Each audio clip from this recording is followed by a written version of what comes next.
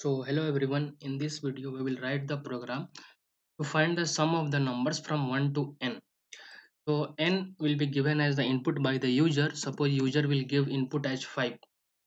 Then you have to find the sum of the numbers from 1 to 5. So let me write that first. So suppose n value is equals to 5. Then we have to find the sum from 1 to 5. So how we can find the sum? You have to do like this. 1 plus 2 plus 3, 4 plus 4 plus 5, and this should be 5 plus 4 9 plus 3 12 3 15. So this we have to do. If user will give 10, then we have to find the sum from 1 to 10. So let us see how we can do this problem statement using the looping. First we need to write the header file. So let us write the header file first. So we will write our header file, and that is has include stdio.h, and then we will write the main function. So after that we need to do the variable declaration. So first we will declare the variable which is required for the loop. So first I will declare I. Then we need to take n also as the input because n will be given by the user only. So n also we will take, and we will take one more variable for storing the sum because we have to add the numbers from 1 to n. So we will take one more variable to store the sum. Now we have to take the input. So n is the input for our program. So we will just take the input. So I will print like this. I will print like this. So I will tell the user enter the value of n. So whatever you want, you can just print according to your convenience, or according to, if you think this statement is not clear, enter the value of n. If this statement is not clear, whatever you want, you can just print it. So this is just for demo purpose. You can modify this program, of course. If you have any better approach, you can just tell me also, so that I will also learn. Now, so we will ask the user enter the value of n, and then we will take the input. So then we will take the input. Then after that we need to write our logic. So first we have to write the loop because we have to add the numbers from 1 to n. So first we will write the loop, and loop will start from 1 because we have to add the number from 1 to n, because as you can see here, in the condition I will write I less than equals to n because we have to go up to n, or we have to go till n. Then I plus plus we will do. Again, this space I am giving, this is not mandatory. This, don't think that a space also we need to give. If you don't give a space also, then also it will be okay. But since we are new to the concept, so we are just giving a space so that you can differentiate between initialization condition and the update statement. So a space, don't think that a space is also mandatory for the for loop. Then we need to write our logic. So I will write like this. I'll write like this: sum equal to sum plus I. So let us just discuss what I have written.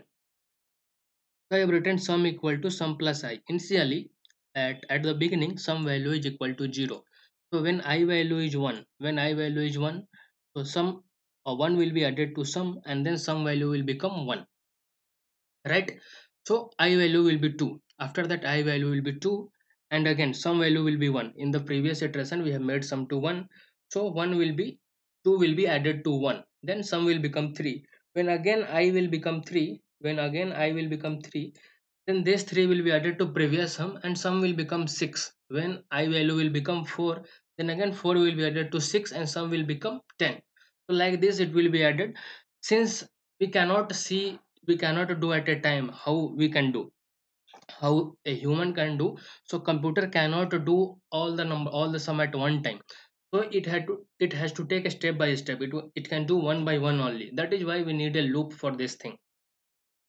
Right? So we will see, we will make it, I will make it more clear for you how it is happening in each step. So first let us complete the program, then I will make it more clear for you. Then sum we have calculated. After that we will just print. So I will print like this. So the sum of numbers from 1, not from 1. So okay, let me give 1 only. 1 to percentage d each percentage d. and this should be t and this should be slash n. So first percentage d should be replaced by n and the second percentage d should be replaced by sum. So this is our program. So I have just calculated the sum. I have just calculated the sum using the for loop, and then after that I have just printed the sum variable. So let us see how we are getting the output, that we are getting output correct or not. So first I will compile this program. It's been compiled, no errors are there. Then we will just execute the program. It is asking enter the value of n. We will give n value as 5. So as we have seen, we have done manually also. If you add the numbers from 1 to 5, you will get 15 as the sum. So let us just press enter.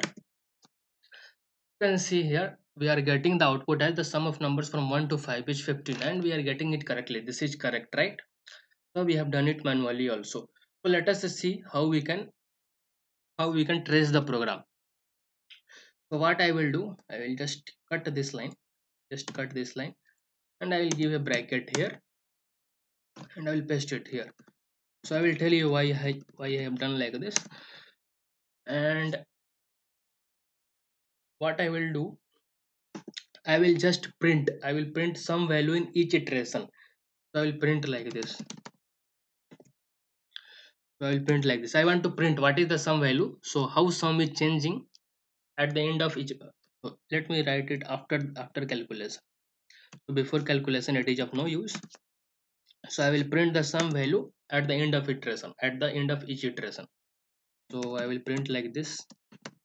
We'll write printf and iteration. So iteration means what is the value of I. If I value is 1, this is first iteration. If I value is 2, then it will be second iteration. I value is 3, it will be third iteration. So I will write like this, iteration percentage d, and we will write sum equal to percentage d.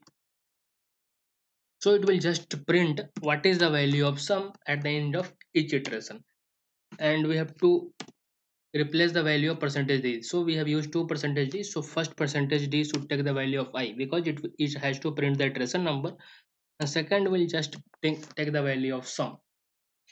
So this sum will print the value of sum at the end of each iteration, but this sum is the final value of sum. So ultimate output, what is the ultimate result, so that we are printing here.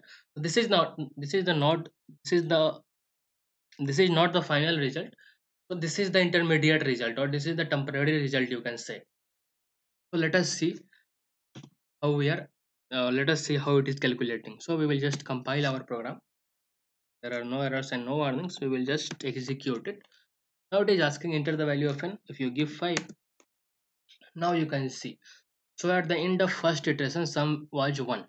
So then if you come when then at the end of second iteration, sum became 3. Then end of third iteration, sum became 6. Then 10, and then 15. And this is the final result. So we are just printing it. So how it is happening?